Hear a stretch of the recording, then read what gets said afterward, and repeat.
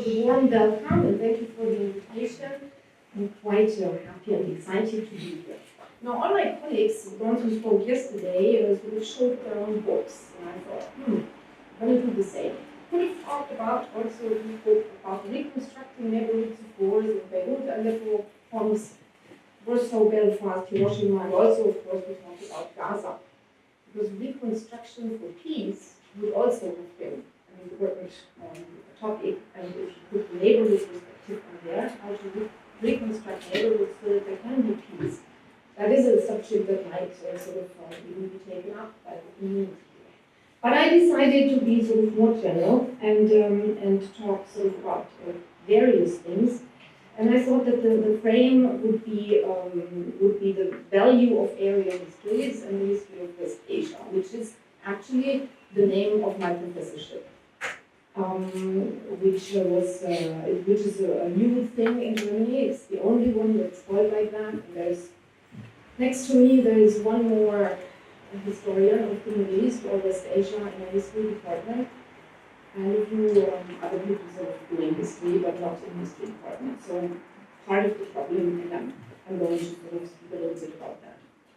So that the past is of value to the present, and we've been talking about that a lot, is of course a trope.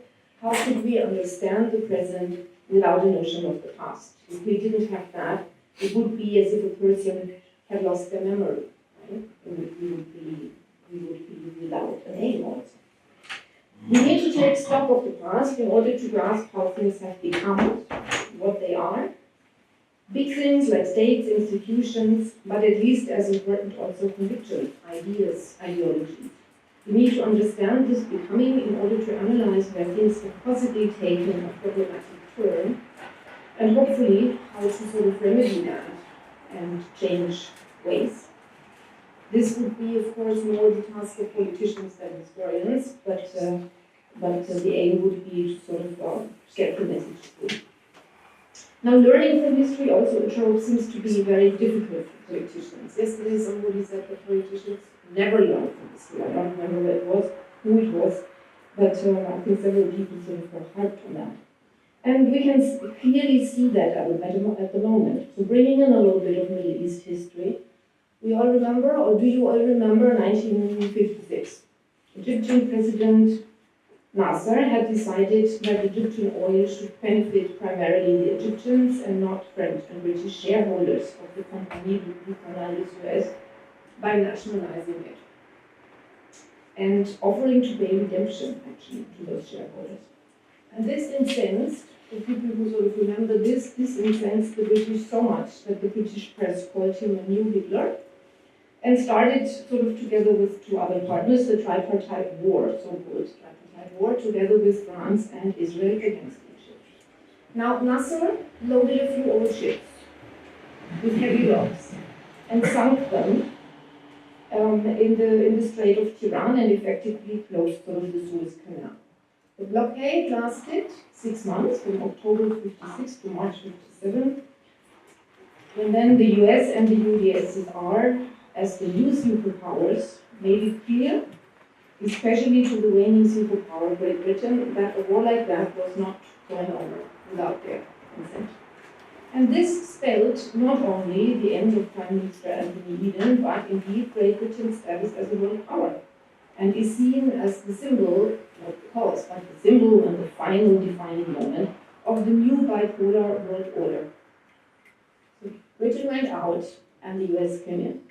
So not a direct repetition of what we are seeing nowadays, but still, the message could have been learned that it's not a good idea to sort of, meddle too much with somebody who can control the strait and have other world powers standing by who are not happy with it. So we all know that China is totally not happy with it. So, the Middle East and its wars have been instrumental or have been ushering in world orders, and it's important sort of that we remember that. And I actually am quite amazed that nobody was talking about that. So it's, I haven't read it, it's not being talked about this kind. But we leave with this example as it is, and I want to talk more about the value of history for the present, not just history in general, but the history of West Asia. It was an example.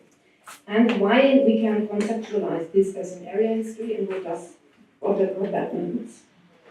Now, area studies comes out of a discussion of area studies, and area studies were discovered sort of in the US by academics and the government and the big foundations. Because the US, going back to the time we were just talking about, had discovered during the Second World War that they actually had a very limited knowledge of the world.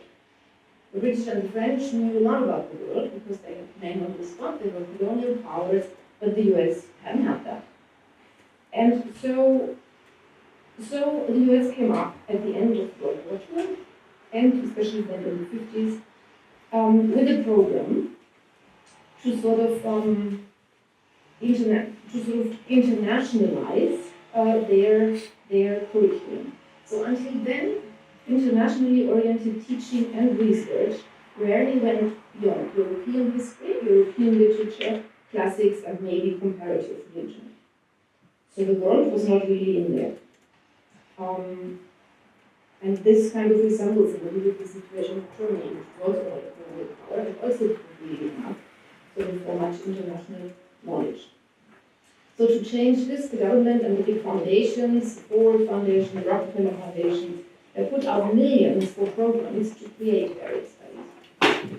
Now, the definition from back then, from the 50s, was it was an enterprise. It was to be an enterprise seeking to know, analyze, and interpret foreign cultures. Whether an American seeking to understand China or an Angolan seeking to understand India, it is inevitably an act of translation. It's primarily an effort to make assumptions, meanings, structures, dynamics of another society and culture comprehensible to somebody who looks at that from the outside. So you need some language, you need field experience, and area history is really very different from colonial history. When you look at your own archives and construct then sometimes the past of colonized countries, it's a very different endeavor, really.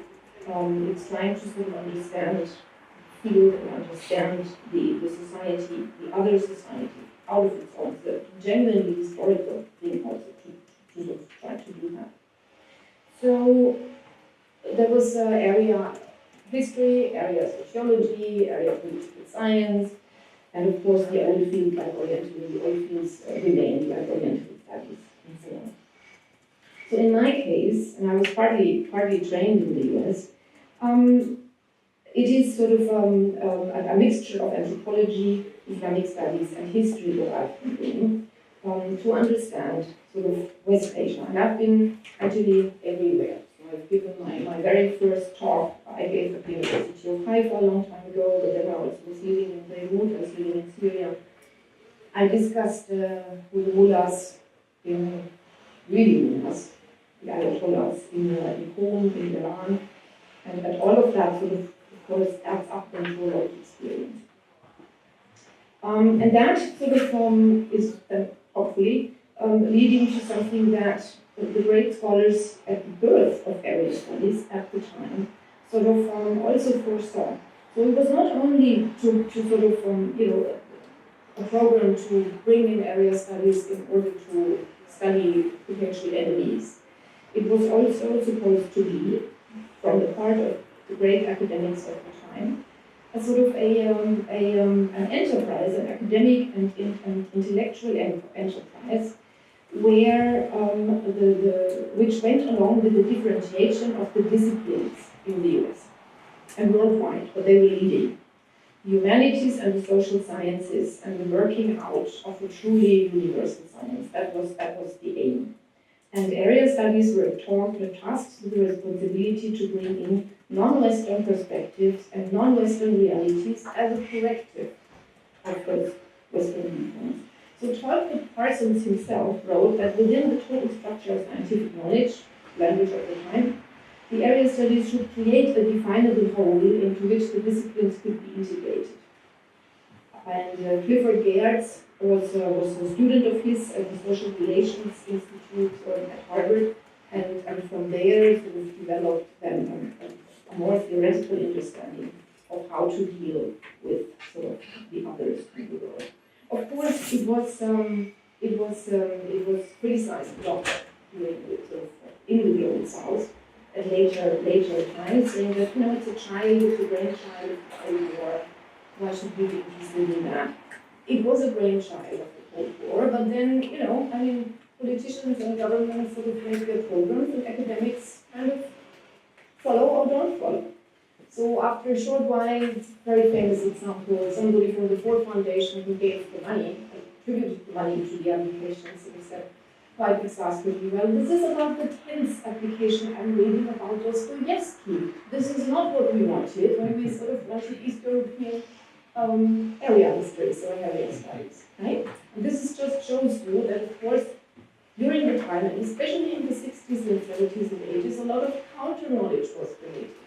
A lot of knowledge that went actually against the policies that the United States were following at the time.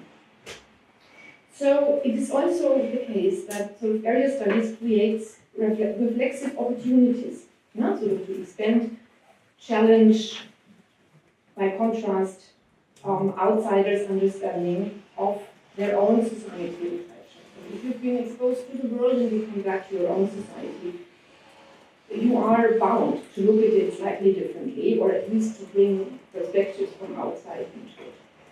And to do all of this, you need to have a multidisciplinary lens, because not one discipline alone can really sort of explain a whole area that is not corresponding. So in a nutshell, if you do history of a region, a world region, a field which is also not only geographical but epistemological, then you do area history or area sociology or area political science. And of course, this is what also needs to be said. It's not only the global north who should do sort of these studies, learning about the other. Also, the countries from the global south should sort of not learn only with the West, but also about the West and study us. Right? Study us anthropologically, study us politically, historically, and then enrich sort of the knowledge of the global south about itself by a view from outside. Not being done in the Middle East, there is almost not much sort of chairs for European history or study centers for Western history. Not really. And it would be a good idea, I think, to do that.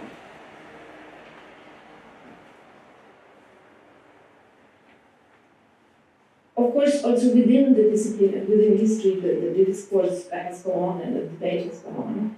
So now we don't really want to do national history anymore. And we also don't want to do sort of the big containers like European history or Middle East history. The discussion has sort of, under the influence of globalization, has gone into the direction to sort of look for entanglements, look how these things are connected, and not just sort of the history of one region with its boundaries. It's sort of it was a kind of enlarging the viewpoint. Now, Germany was, as I said, also lagging behind with knowledge about the world quite a long time. In 2008, which is really very, very late if you think about it, it was discovered by politics, the Ministry of Research at the time, that area studies is a good thing and should be implemented in Germany. At a time when area studies was sort of going beyond the area and globalizing, politicians thought that it would be good to have area studies and put out some money to sort of enrich the landscape in Germany. It was in my view not very successful, because mostly what was mostly sort of promoted and where the money went were projects that were headed or devised by European or German historians. So it was really not that the Africanists or the Middle Easternists or the Latin Americanists there were exceptions, but it was really not the gist to do that. And that has to do with dynamics within the fields, and also with how you monitor them and so on. And the few professorships that we have on Middle East history, West Asian history, and others are actually on the wane. They are not becoming more what we thought 20 years ago, they're becoming less. Quite interesting. So, and We're living in a world where we need to understand even more than before, and we might not have the expertise of that. So it's also kind of a dynamic that is really not good. What does it mean? So if we give you a few more examples, what does it mean if you do history of West Asia, modern history, 18th to 21st century? Well, for a long time you study, for the 18th, 19th, beginning of the 20th century, you cover the history of old empires, like the Ottoman Empire, which was a player on the European scene of empires. The Sultan, so to speak, was dancing on Metternich's Congress in 1814 in Vienna. The Sultan was a partner of kings and queens and the Tsar. Oriental studies and a bit of history at the time compared the Sultan, Gestum, to the Pope. Why? Because the Ottoman Empire is a Muslim empire. I mean, nothing could be more false, right? The Ottoman Empire was ruled almost secularly. She's professor. The Qanun is the Arabic word where our canon comes from, and you had the Sharia. But the Qanun was the state law, and the Sultan was the head of the state, and the Mufti was his official. So you had, before the Qanun, you had something that said this Qanun is compatible with the Sharia, full stop, that's it. And then you sort of had a state law. And you didn't have to influence politics with Islamic law all the time, which is the goal of all of that. We don't know that, broadly speaking, because it's not being told enough. And it's so important because it shows that sort of all these modern ideas of Islamic states and new caliphs. 2015 we had a caliph, remember? Sultan never was a caliph. In the last 40 years of the 600-year rule, they were thinking about, wouldn't that be a good idea? But that was much too late and didn't have any effect. So ideas about how Islam is are very much influenced sort of by old scholarship. And it could be, and also for people from the region themselves who really don't often have a good grasp of their own history because they were not exposed to it enough, would be so important. So we need that, and we don't have it enough. What else? Second half of the 19th century, Ottoman Empire is also the birth, and I'm coming to Yossi's kind of presentation now, was the birth of the Palestinian-Israeli conflict. Because it was at that time that all the factors and processes sort of coalesced in Ottoman Palestine, which was the Holy Land was part of the Ottoman Empire. So you had the Aliyahs, the first Aliyahs coming in because of the rise of anti-Semitism in Eastern Europe. You had the rise of nationalisms, including Jewish nationalism in Europe. You had an alliance with the British political and colonial elite, who had their own kind of Christian assumptions about what to do with the Holy Land, sort of called Christian Zionism.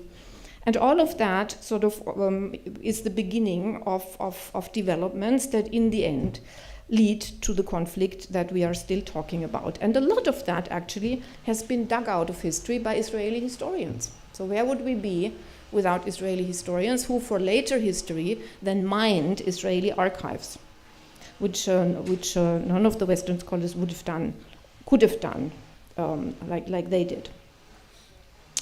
And of course, we have the other empire, the Qajars and the Pahlavis, and then we talk about Iran. All of these things are really important, and they need to be looked at from a perspective that goes back further than the middle of the 20th century.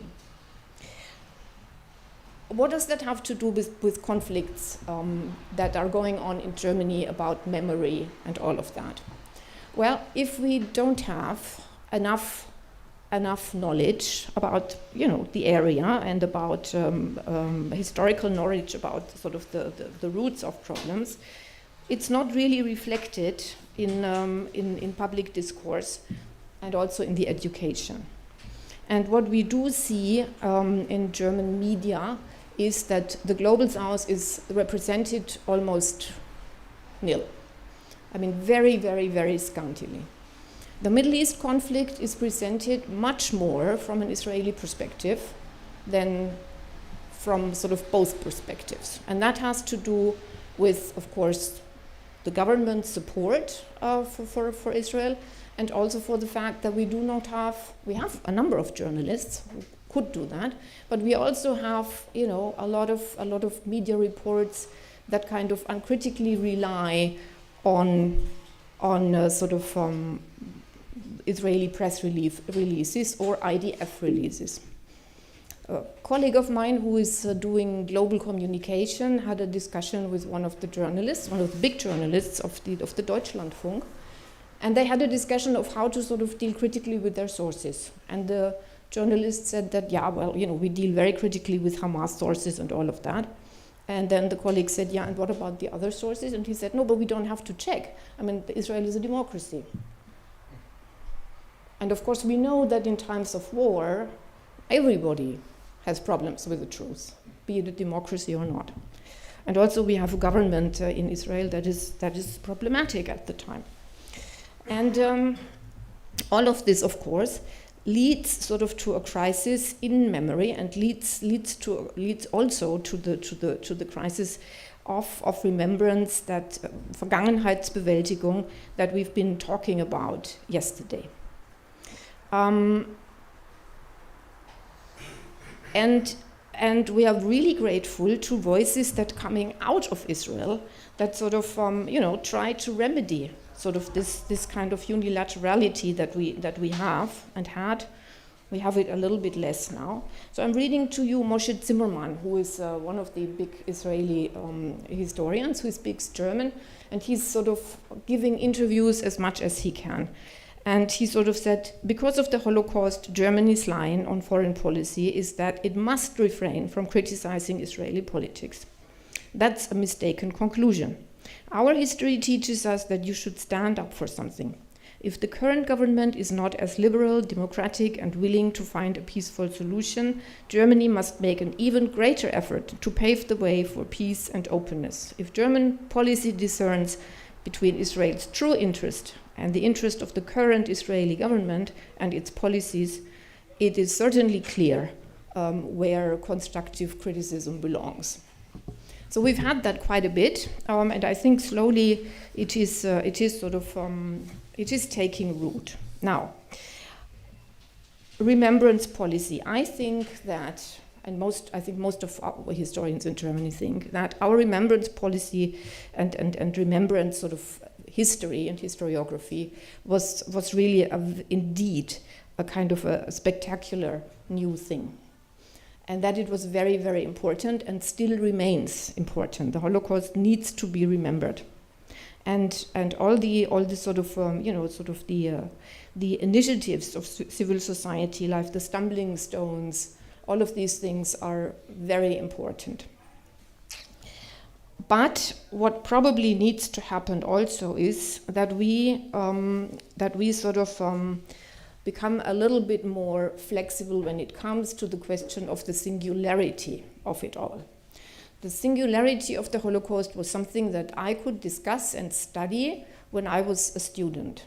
It was still an open question. In my view, it sort of then became quite fixed. So you couldn't really discuss it anymore. It was a singular event which you could really not compare to anything else. And I think I was a professor in the US. The first time, and I was a firm subscriber to that. My student days, I was really defending that. It's singular, you cannot do this. Then I became a professor in the US, and we were talking about the Holocaust in class. And my African American students said, well, we acknowledge the Holocaust as a very, a thing of evil. There's no doubt about that. But then when we compare it with, the institution of slavery in the United States, we think that, if you think about the many, many slaves that were killed on the ships over, and then how they had to live, and how long it all took, and so on and so forth. It was so brutal that we think that, that there's also something to be said about that. And then I read Peter Novick, The Holocaust in American Life, who also sort of said that why actually are we concentrating so much, we as Americans, on the Holocaust, and why are we not giving justice to actually our own shameful history, which is the history of slavery. right? There is a history of slavery since about 3-4 years. It's more of African American history, which deals with it, but in a very superficial way, right? I mean, it has, you can watch, I think they have the bridal gown of Michelle Obama and things like that in there too. So it's not really a museum that I think would be up there as a slavery museum. Anyway, so bringing this back, I thought, well, maybe we should sort of try to sort of enlarge our view on that. And with sort of the momentum that then the thrust of colonial history gave, when historians talked about the history of Namibia, the former colonies, and the genocide that the Germans did on Nama and the Herero. Back then, sort of, at least also our big intellectuals kind of came round to saying that, well, we should broaden the view. So I give you 1 or 2 quotes from Jürgen Habermas, who just died away and who is, sort of still sort of seen as the moral conscience in a way, and the leading intellectual that Germany had for a long time. And he says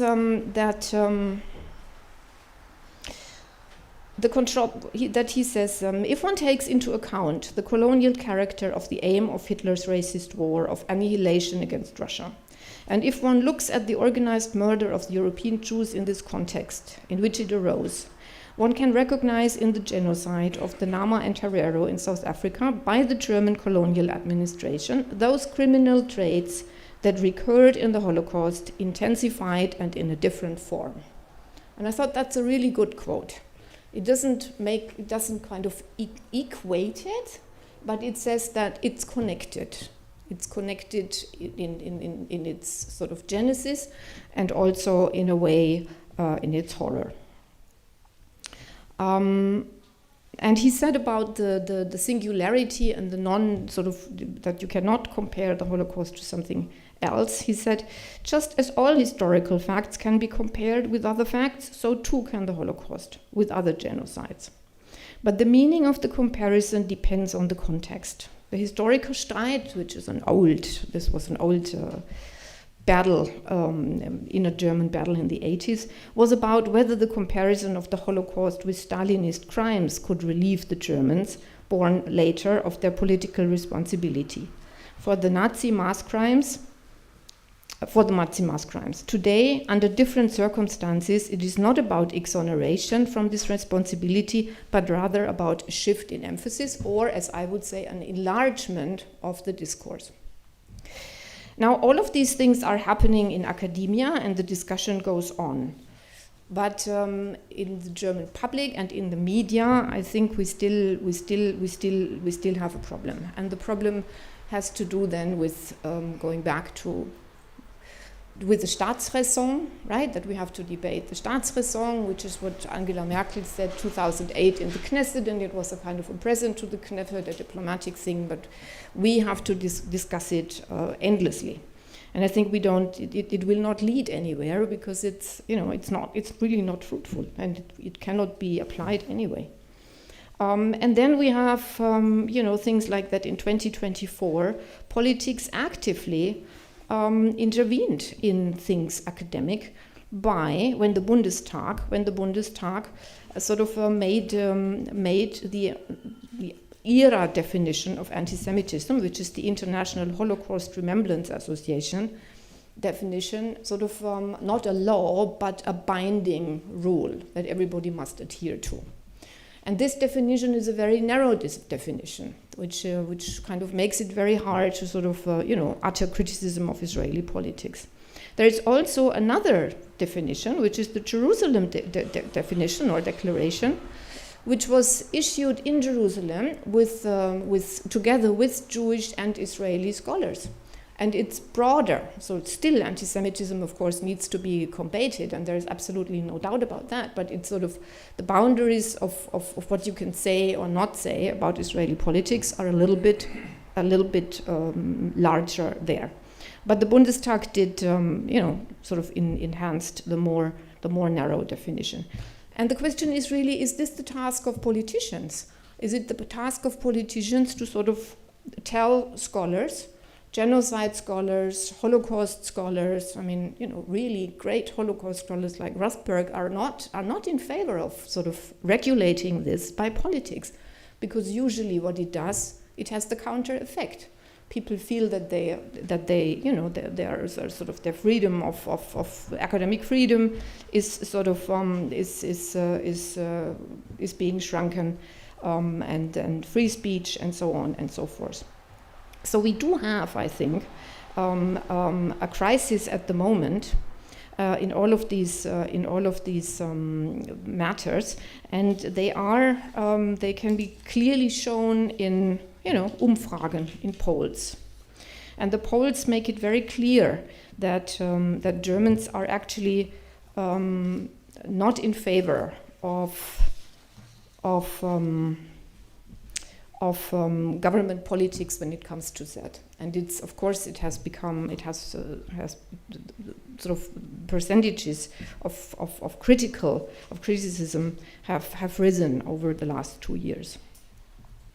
So if you ask Germans now, this is from 2025, if Germany has, because of its history, a greater responsibility for the protection of Israel than other countries, 55% of Germans say no. That's quite high. It was not as high before.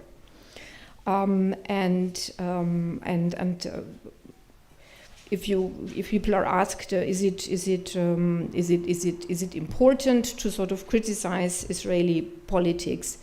The sort of the consent to this is 77%.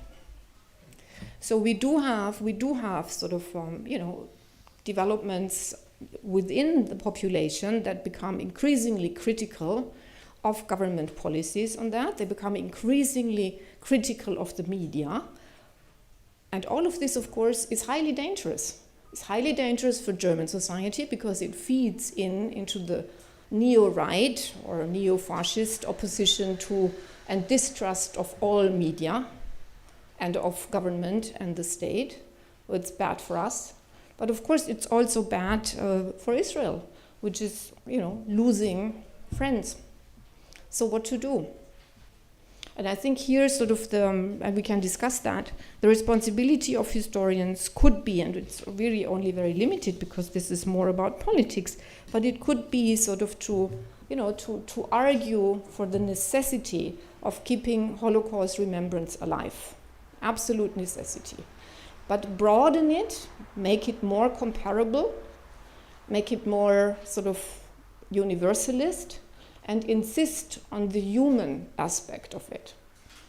Sort of make the lesson to be learned from the Holocaust and from the Third Reich sort of to be one that means that you cannot be inhuman, you cannot sort of single out a group of your own citizens or other citizens and eliminate them, kill them in an industrial way, as the Holocaust had done.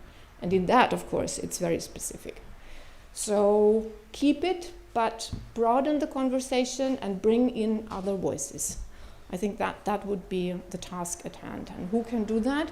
It can only be people who bring in a vision from outside, together with people from outside, so that we, don't end by a German population who kind of doesn't want to hear the word Holocaust again, which is a real danger, especially with young people at the time. Okay, thank you.